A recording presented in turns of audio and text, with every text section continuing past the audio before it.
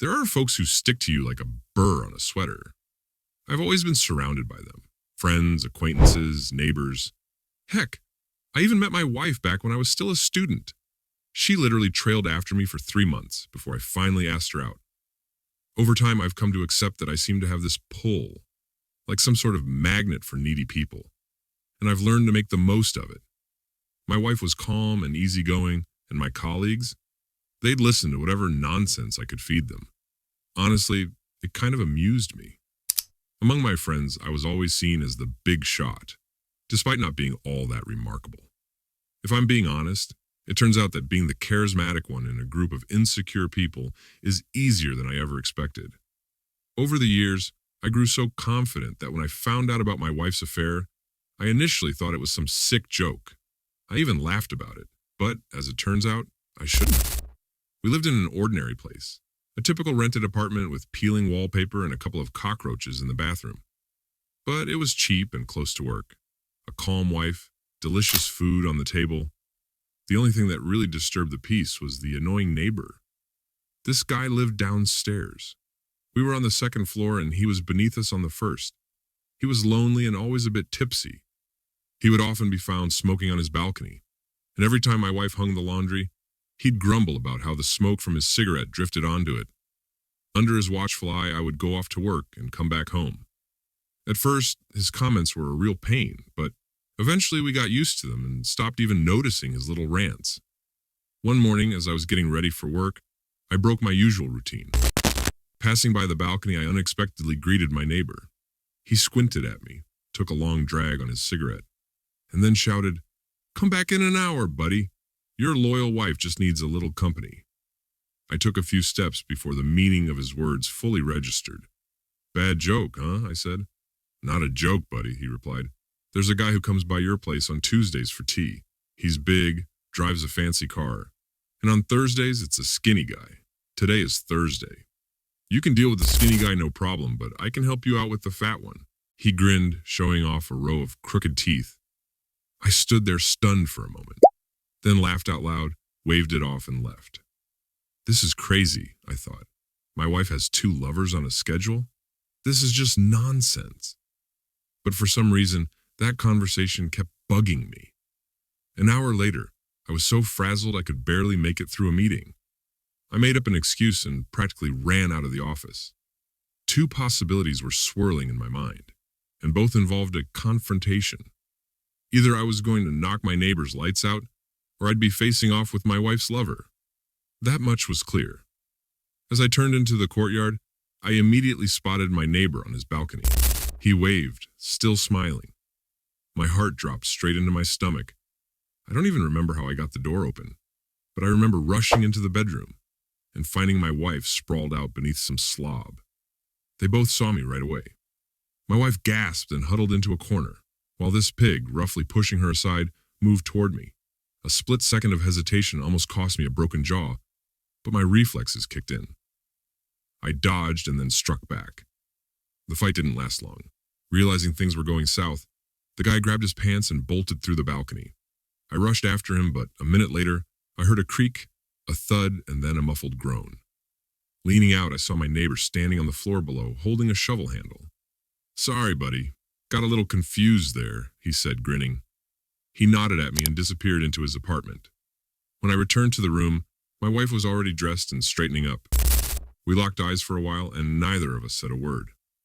"Don't hate me," she was the first to speak. "Why did you do it?" I asked. "I don't know," she said, shaking her head. "Money? Attention? Intimacy? I didn't want to at first. And then, well, my legs moved on their own, and the wind blew my underwear off. I spat in disgust. My wife didn't even blink at my reaction. From that day on, my annoying neighbor turned into a good friend, and I finally broke up with my wife, who cheated on me on a schedule. Sometimes a happy ending isn't about happily ever after. Sometimes it's just about getting rid of the wife who betrayed you and finding a decent friend along the way. Next story, I stumbled across a pretty girl online one day. More specifically, we met in a local city chat.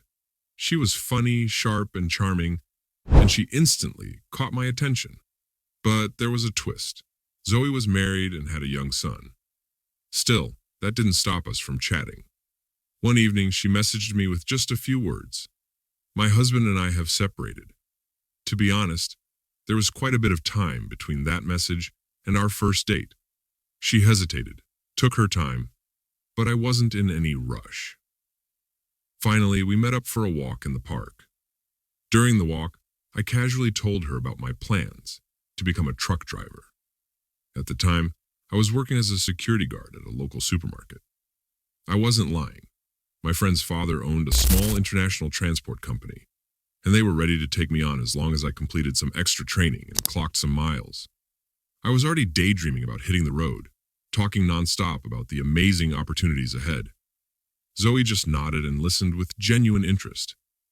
Before I knew it, the evening flew by.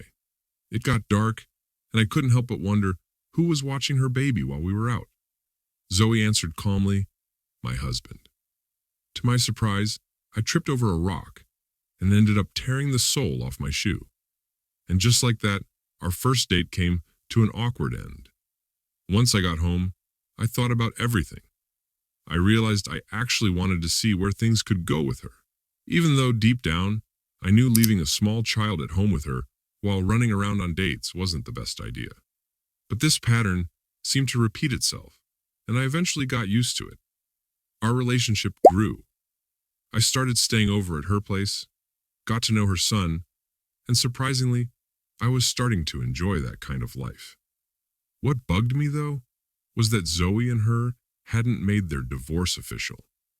I didn't want to pressure her, but the whole hiding in the shadows thing was getting old. Her son was turning 3, and Zoe was always rushing off to work, taking any job she could get her hands on. I suggested she come work with me at the supermarket, but she turned me down flat. Honestly, I can't even remember where she ended up working. Maybe it was an electronics store or a place that sold appliances. It doesn't really matter now. What matters is that she was surrounded by men there, and she definitely got a lot of attention. Some of them were even pretty persistent. Then, one night, Zoe surprised me. She told me she wanted to divorce her. A month later, we were already married. Everything was fine at first, but soon it all changed, dramatically. The next thing I knew, we were divorcing.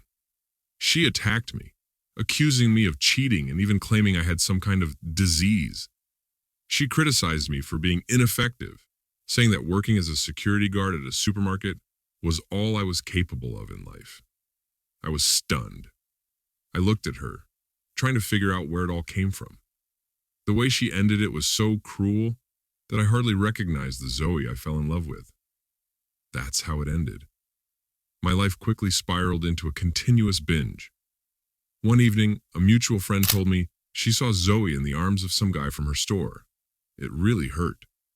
I won't lie, it hurt. Time passed. I moved, started a new relationship, graduated, and even began commuting regularly for work. The life of a trucker doesn't sound very attractive, but the salary turned out to be better than I'd imagined. Shopping abroad turned out to be quite lucrative. My new wife and I were even looking for an apartment when Zoe reappeared in my life. By then, it had been about 3 years since we broke up. She wrote to me on social media, "I heard we should meet and talk." I agreed, but wasn't in any rush. Actually, I decided to have some fun and fool her for a couple of weeks. I thought I'd changed, but Zoe? She had changed even more. There was nothing left of the girl I once knew. She'd changed jobs, moved between guys, and her ex-husband had stopped paying alimony. Her rented apartment had turned into a financial nightmare. Life had hit her hard. Zoe wrote to me every day, complaining about her job, her men, her life. Each time the conversation ended with her telling me how I was the best thing that ever happened to her, and how she wanted to come back. I just went along with it. But the fact that she was still reaching out didn't bother me. What did bother me was that the whole thing was starting to get old.